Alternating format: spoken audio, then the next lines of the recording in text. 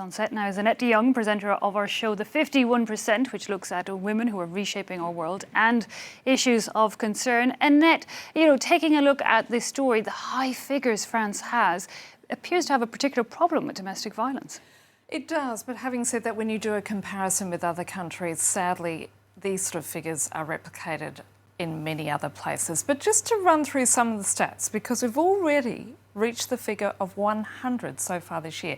It's estimated every 3 days, Eve, a French woman is killed at the hands of her partner or her ex-partner. In addition, somewhere in the order of more than 200,000 women each year report various forms of sexual violence carried out at the hands of their partner or ex-partner. Now, with those sort of statistics, that is what people would call an epidemic, but it really doesn't get the airplay that it should. And this is why we are now reaching this point where the French government, and we'll talk about that in a few minutes, is having this very important conference.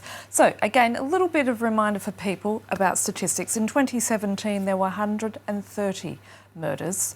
That figure decreased from 142 in 2015, but given the stats that we're starting to see at the moment, it looks like we might, in fact, reach a figure of 150 for the year 2019.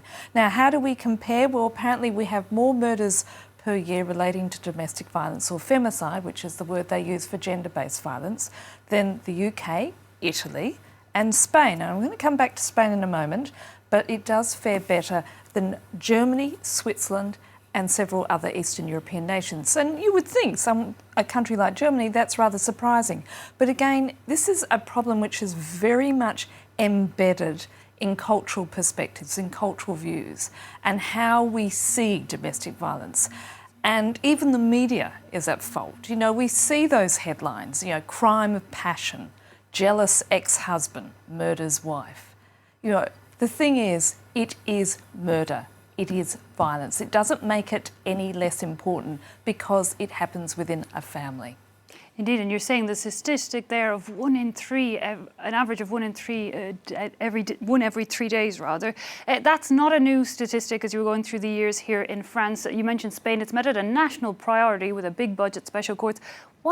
Now that French government is holding a conference on the issue, I believe a 3-month consultation, what is the plan? What is it hoping to achieve? Well, we're going to get a speech today from the Prime Minister at 2 p.m. and he's obviously going to outline what the government's attempting to do. But it is at the beginning of a consultative process. This is going to go on for 3 months and they're going to go across the country, speak to various NGOs, groups that are working with people who suffer from domestic violence. And I don't want to use the word victims, it's more survivors.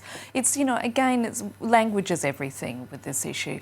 And how do you address that? And also, it's sort of the whole issue of how it is very firmly wired into our attitudes and our biases about how we approach the issue. You mentioned there Spain. It is extraordinary what Spain has done, and that started in 2004, and they've been really ahead of the bell curve. They introduced a series of key reforms in legal and social areas, but most importantly, they did things like appoint a special court and train legal staff to deal with domestic violence. They've been training their police forces, their social workers, their medical, their healthcare personnel, who are often the frontline responders to this sort of thing. And interestingly, I was listening to someone who does some training here in France with nurses. She was saying that whereas when she started with the group of nurses, the number of reported cases of abuse was around 4 per year, it went up to more than 200 after doing the training, because there's some very specific training that is required by people like police officers and nurses and doctors and social workers to pick up the unspoken hints about what's going on at home. Because at the end of the day, it's also about image. Comes back to what I was saying, how we view domestic violence. Image and indeed that fear of speaking out. Annette Young, thanks so much for coming in and giving us more perspective on that situation here in France.